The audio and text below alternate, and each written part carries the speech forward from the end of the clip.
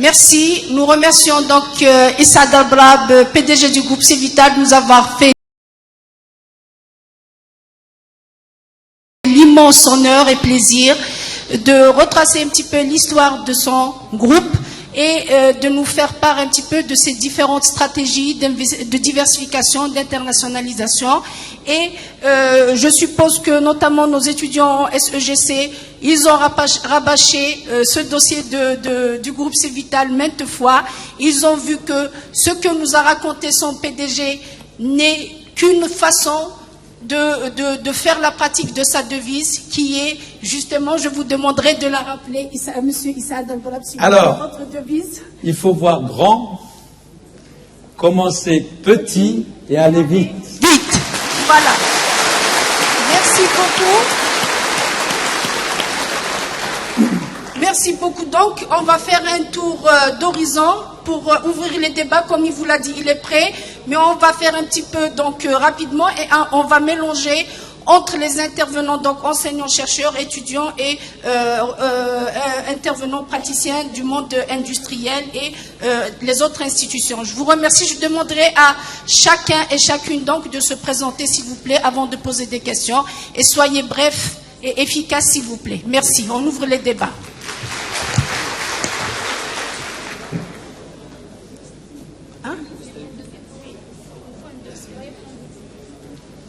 Allons-y. Bon,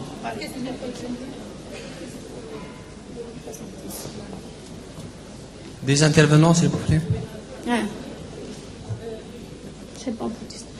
Allons-y, s'il vous plaît. Donc, on va commencer le débat avec le docteur Boukri. Allez-y, Monsieur Boukri, vous avez la parole. Merci madame, je me présente donc Dr Boukrif, je suis directeur de la maison d'entrepreneuriat. Donc nous sommes très honorés par justement la présence de PDG de Civital, monsieur Rebrat. Donc deux petites questions que je voudrais vous poser. La première, que vous avez repris justement la marque de Brandt qui a été pratiquement faillite en Europe. Est-ce que vous pouvez nous expliquer comment vous allez réussir là où les autres ont justement échoué? Donc sachant que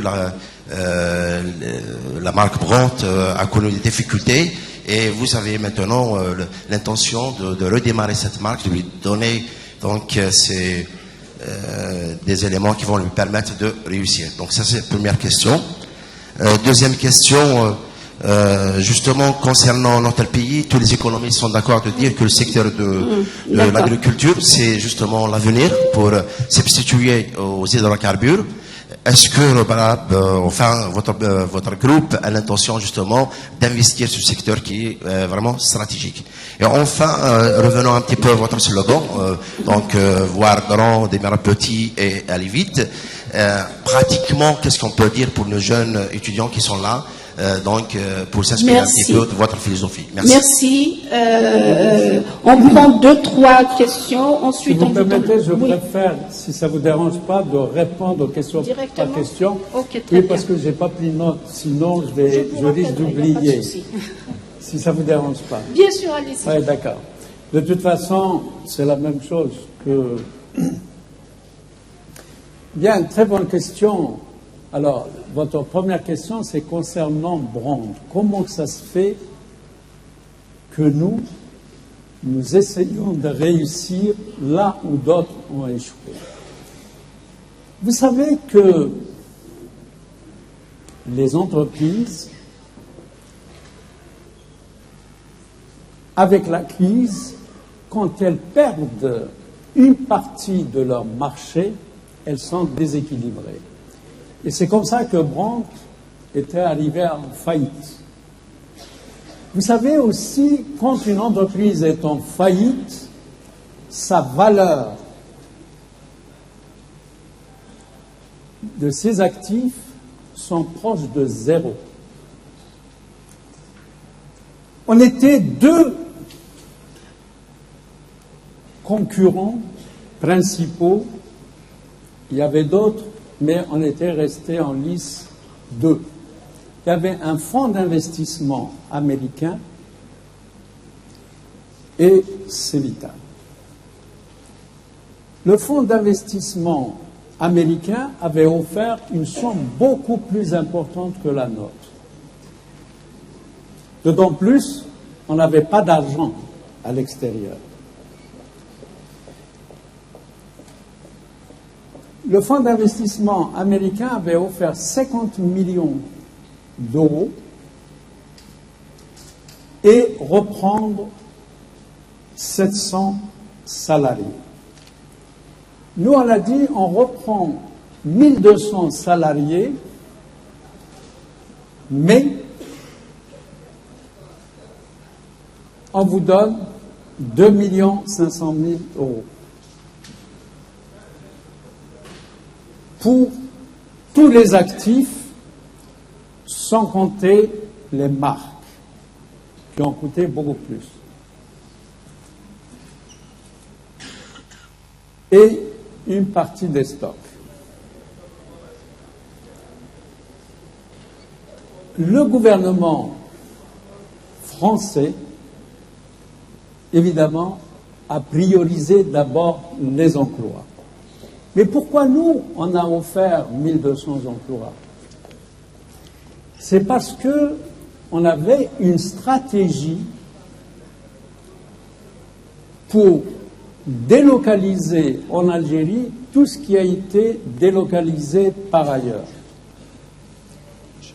C'est la synergie de nos deux usines qui sont en France spécialisées dans tout ce qui est cuisson, c'est-à-dire des plaques à cuisiner en vitrocéramique, des cuisinières, des fours encastrables et non encastrables, mais tout ce qui est machine à laver, lave-vaisselle, tout ce qui est climatiseur, téléviseur, réfrigérateur,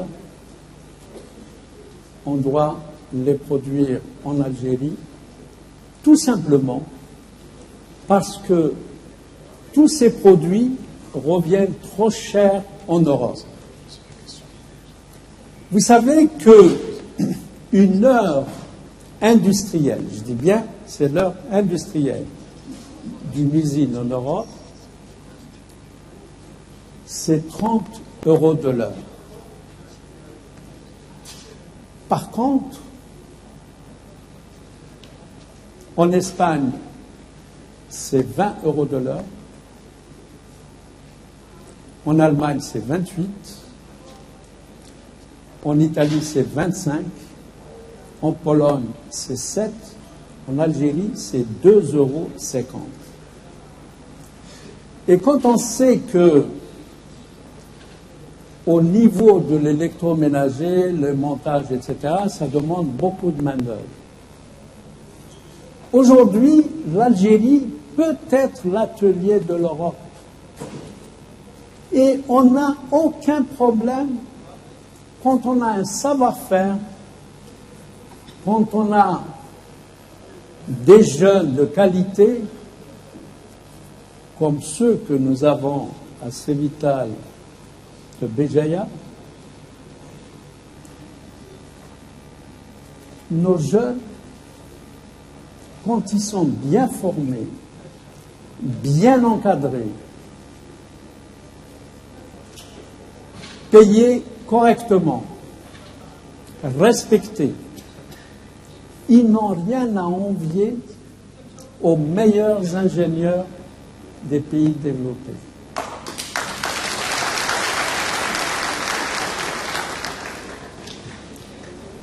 Et ce n'est un secret pour personne, et je vais vous le dire, je l'ai déjà divulgué, donc je peux vous le dire. Nous avons racheté Brandt sans sortir un centime d'Algérie.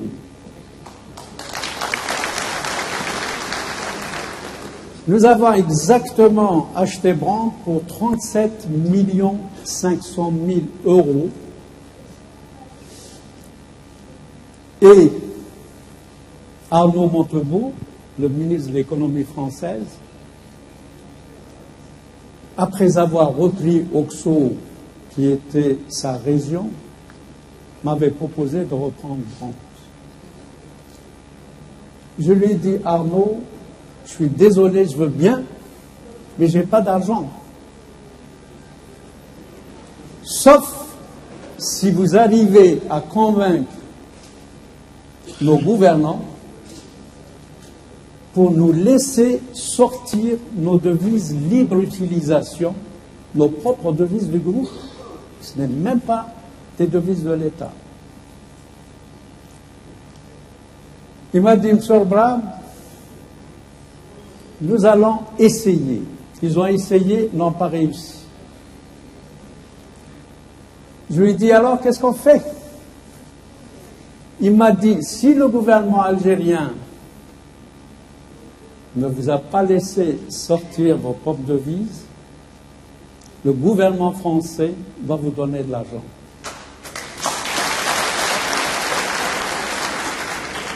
Et la banque, le FDES, le développement français, nous a prêté, on a acheté Brandt pour 37 500 000, on a payé 25 millions pour les marques, 2,5 millions pour tous les actifs avec des immeubles, etc.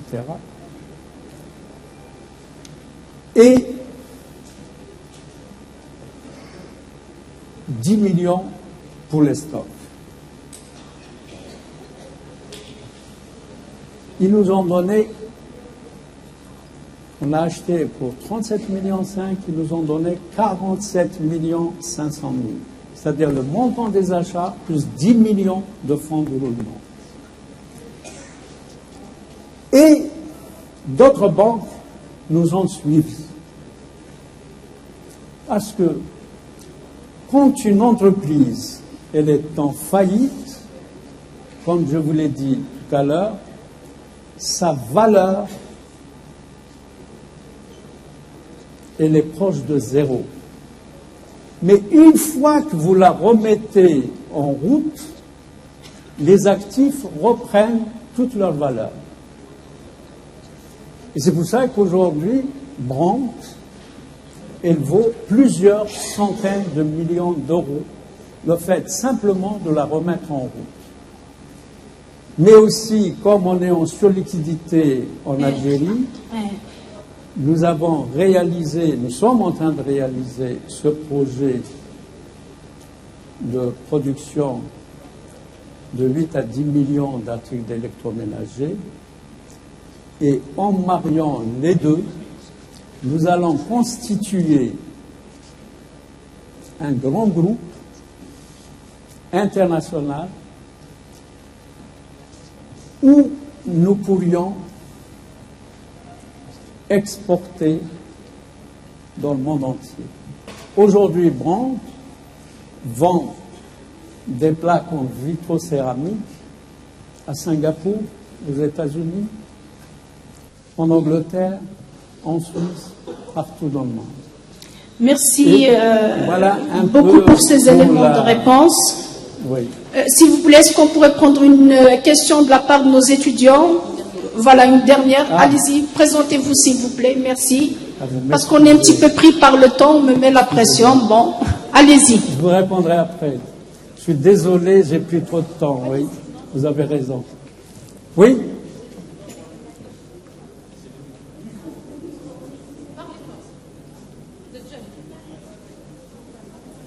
Non. Je suis vraiment navré. Je vous ai pris trop de temps. Non, c'est un plaisir. J'étais passionné par l'auditoire.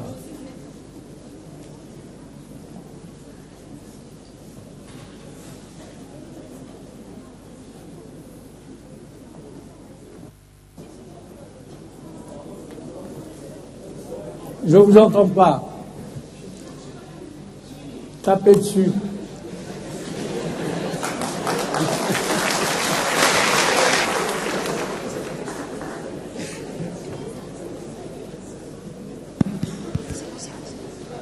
D'accord, merci. Ah, voilà. Donc, bonjour, je suis mademoiselle Geroud, étudiante en informatique. Ma question, c'est concernant l'investissement dans le secteur de l'agriculture. J'aimerais juste que vous nous donniez un petit éclaircissement concernant l'investissement dans certains pays d'Afrique, notamment le Soudan.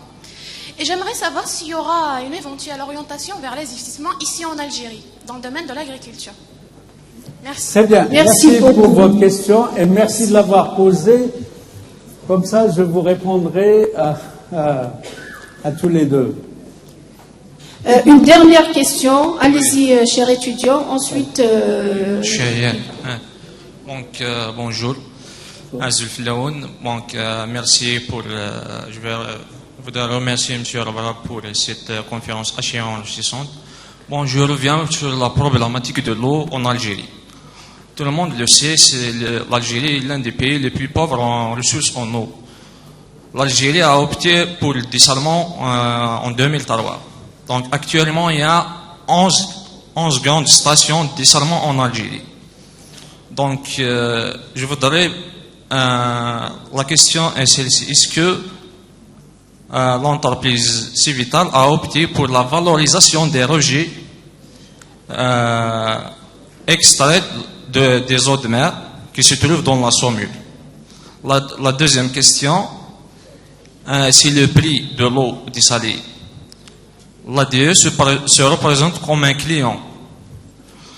Vous avez ces stations de dessalement. Elle achète l'eau, 1 mètre cube d'eau, à peu près le prix c'est 70 dinars.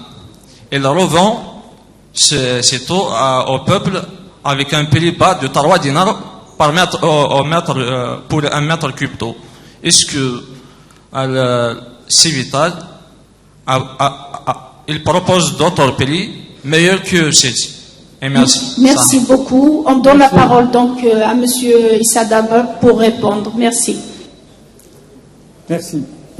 Bon, si vous me permettez, je vais d'abord vous répondre en ce qui concerne l'agriculture.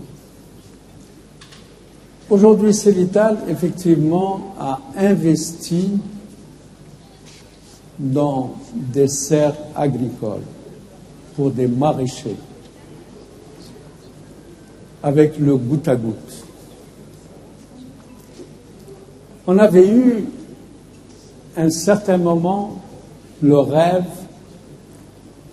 d'investir dans le grand sud algérien en faisant des forages.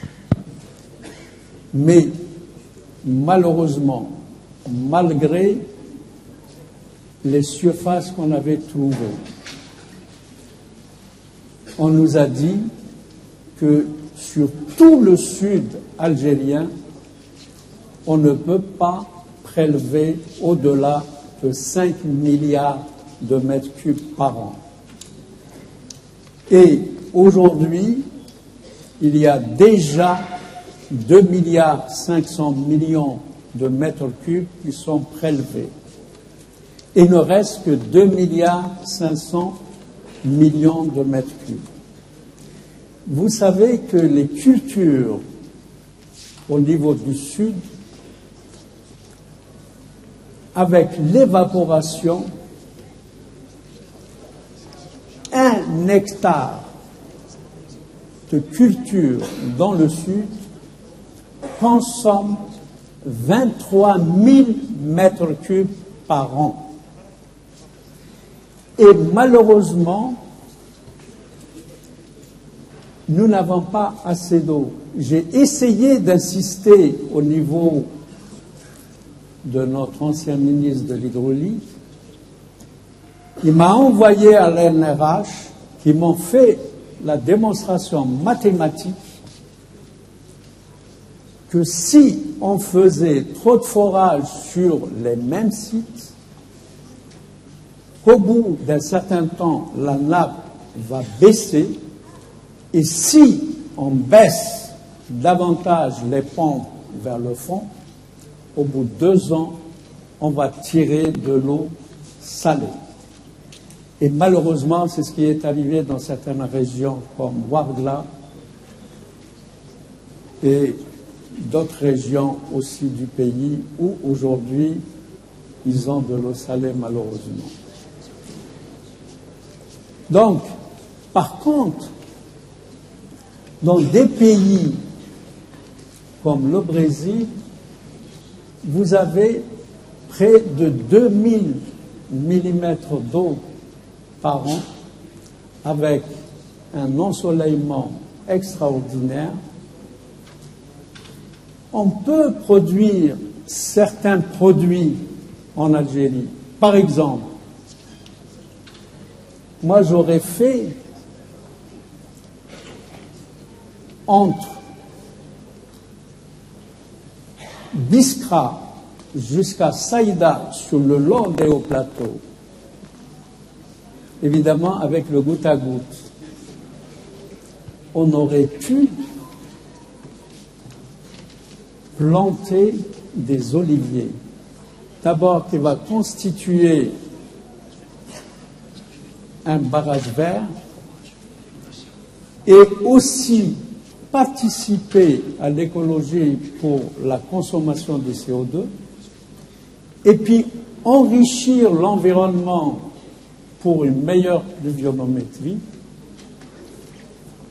Ça aurait été l'idéal. Mais de très grandes cultures, au jour d'aujourd'hui, malheureusement, nous n'avons pas assez d'eau. On a le soleil, on a les terres, mais on n'a pas assez d'eau. Donc, l'eau en Algérie, on doit la préserver. Je vous réponds maintenant à votre questionnement en ce qui concerne le dessalement d'eau de mer. C'est vrai, le gouvernement a essayé de lancer le dessalement d'eau de mer avec l'osmose inverse, dont je vous ai parlé tout à l'heure. 80% du coût du mètre cube dessalé, c'est l'électricité. Pour vous donner une idée, l'Arabie Saoudite dépense en coût d'énergie 30 milliards de dollars par an pour le dessalement d'eau de mer. Et malheureusement, notre pays n'aura pas les moyens d'aller sur cette voie. Et donc, la meilleure voie, c'est d'aller vers le dessalement d'eau de mer à travers l'énergie solaire. Et là, l'eau au niveau de la mer, on est sans limite, et le soleil aussi. Donc, développons les technologies de dessalement d'eau de mer avec le solaire ou les énergies fatales. Voilà. Nous remercions C'est moi qui vous vivement remercie. le PDG Merci du à tous et merci à tous. Nous remercions vivement le PDG du groupe Civital, Issa Dabrab. Nous le remercions pour ses renseignements, pour cette belle énergie. J'espère qu'il aura insufflé un petit peu pour notre belle jeunesse qui est ici. J'espère qu'il vous a donné beaucoup d'idées, parce que c'était ça aussi notre objectif. Et on lui souhaite tout le succès et tout le courage du monde pour accomplir ses tâches et ses missions de titan. Merci beaucoup. Merci. Et je donne la parole à Madame la vice-recteur pour la suite du programme. Merci. Vous m'excusez, je voudrais ajouter un mot et puis je vais vous laisser tranquille. Je voulais simplement vous dire, vous pouvez tous réussir. Il n'y a absolument aucun problème. Il faut avoir l'ambition, il faut continuer de rêver et de la persévérance, et je vous souhaite bonne chance. Merci, Monsieur Brab. Merci, Monsieur Brab, pour avoir pris de votre temps si précieux, malgré votre plan de charge. Tout le monde sait, si important. Alors,